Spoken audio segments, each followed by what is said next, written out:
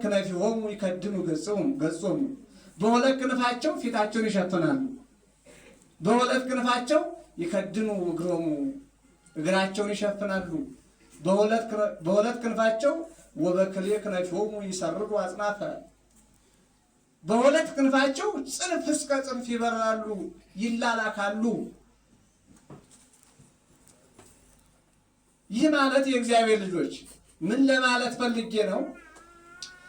የእግዚአብሔርን ፊቱን እሳታውያን መላእክት በግብራቸው እሳት የሆኑ እሳታውያን መላእክት የእግዚአብሔርን ፊቱን ማየት እንዳይችሉ ስለማይችሉ ምን ያደርጋሉ? ከፊቱ ሲቆሙ በሁለት ክንፋቸው ፊታቸውን ይሸፍናሉ። ከመ ኢያወእዮሙ ነበልባሉ ብሎ ሊቁ ጨምሮታል። እዚህ ላይ ነበልባሉ የመለኮቱ ነበልባል ከመለኮቱ የሚወጣው የእሳት እንዳያቃጥላቸው ፊታቸውን ይሸፍናሉ። እግራቸውን መሸፈናቸው ከፊትህም መቆም አይቻለንም ሲሉ ጽንፍ እስከ ጽንፍ መብረራቸው መላላካቸውን እኛ የጸለዩን ጸሎት እኛ ለእግዚአብሔር ስንገዛ የእግዚአብሔርን ቃል ስንሰማ በእግዚአብሔር ቃል ሰውነታችን ሲታተም የእግዚአብሔርን ቃል ሰምተን ስንተገብረው እኛን ለመጠበቅ የሚላኩበት ነው። ያ ሁለት ክንፋቸው ጽንፍ እስከ ጽንፍ ይበራሉ ማለት። ሌላው የእግዚአብሔር ልጆች እዚህ ላይ አስረግጬ የምነግራችሁ ነገር ወደ ላይ ፊታቸውን መሸፈናቸው፣ ሌላ ደግሞ አባቶቻችን ሲነግሩን በትርጓሜው እንደተቀመጠ ወደ ላይ ቢበሩ ቢወጡ ባህሪህ አይመረመርም በላይም ሙሉ ነህ ሲሉ ነው። እግራቸውን መሸፈናቸው ወደ ታች ቢወርዱ ወደ ታች ወደ መቀመቃት ወደ ጥልቁ ቢወርዱ አንተ ባህሪ አይገኝም አይመረመርም ሲሉ ጽንፍ እስከ ጽንፍም እንደዛ ነው። ሌላው ደግሞ ወደ ላይ ይሄ ፊታቸው መሸፈናቸው የምንመረምረውን ያህል መረመርን፣ የምንችለውን ያህል ምስጢር መረመርን። ወደ ታችም እንደዚሁ ወደዛ ወደ ጥልቁ በአራቱ ማዕዘን ሄድን ወጣን፣ ግን ባህሪህን ማወቅ አልቻልንም። ከዚህ በኋላስ ወለሊከ ትጠይቅ ርእሰከ ከዚህ በኋላስ ራስህ መርምረው።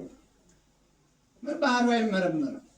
የእግዚአብሔር ልጆች የእግዚአብሔርን ቃል መስማት እንጂ ሰምቶ ማመን እንጂ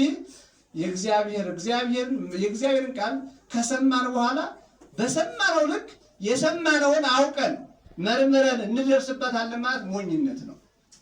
ዓለም ዛሬ ብቻውን የቀረው ከእግዚአብሔር የተለየው ከሕግ ጋር ተርቆ የባዘነው በኃጢአት የወደቀው ለምን ሲባል ነው? የእግዚአብሔርን ቃል ይሄ መጽሐፍ ቅዱስ ከኦሪት ዘፍጥረት እስከ ራዕየ ዮሐንስ ያለውን ያነቡታል። ያነበቡትን የገባቸውን ያህል በራሳቸው ተረድተው ብቻ ይሄ እንዲህ ነው ይሄ እንዲያ ነው እያሉ እኛን ሲነቅፉ ከመዋል ይልቅ ቢረዱ ጥሩ ነበረ። የእግዚአብሔር ልጆች አሁን የሥላሴ አንድነት አሁን ቅድም እንዳልኳችሁ መንፈስ ቅዱስ ሲናገር በአብ ልብነት በወልድ ቃልነት በመንፈስ ቅዱስ እስትንፋስነት ተናገረ ሲባል አሁን ይህን ማመን ነው እንጂ በእውነት ይህንን አውቆ ሊረዱት ይቻላል? ክርስቲያኖች አባቶቻችን ሥላሴነትን እንድናምን እንጂ የነገሩን ለአባቶቻችንም ደግሞ አባቶቻቸው ለነቢያትም እግዚአብሔር መንፈስ ቅዱስ የነገራቸው ሥላሴን እንዲያምኑ እንጂ ተመራምረው እንዲያውቁት አይደለም።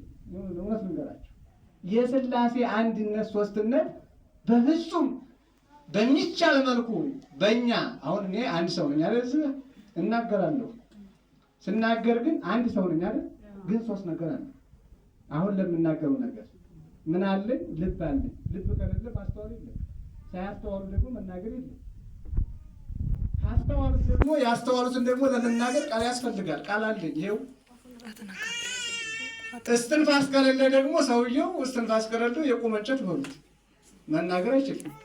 በዚህም መሰላል ሥላሴ አንድ ሰው ቃል ልብ ካለው እስትንፋስ ካለው አንድ ሰው ነው። ሶስት ይባላል። ሥላሴም ደግሞ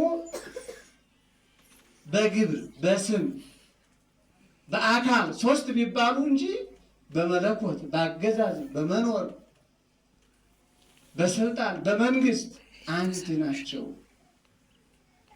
ይህንን አምኖ መቀበል እንጂ ከዚህ ውጭ ተመራምሬ ይደርስበታለሁ ማለት ውሸት ነው። ማመን ልናምነው እንኳን የእግዚአብሔር የሥላሴን አይደለም።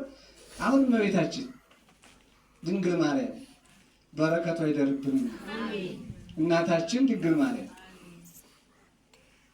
የሥጋችን ቁራጭ የአጥንታችን ፍላጭ የደም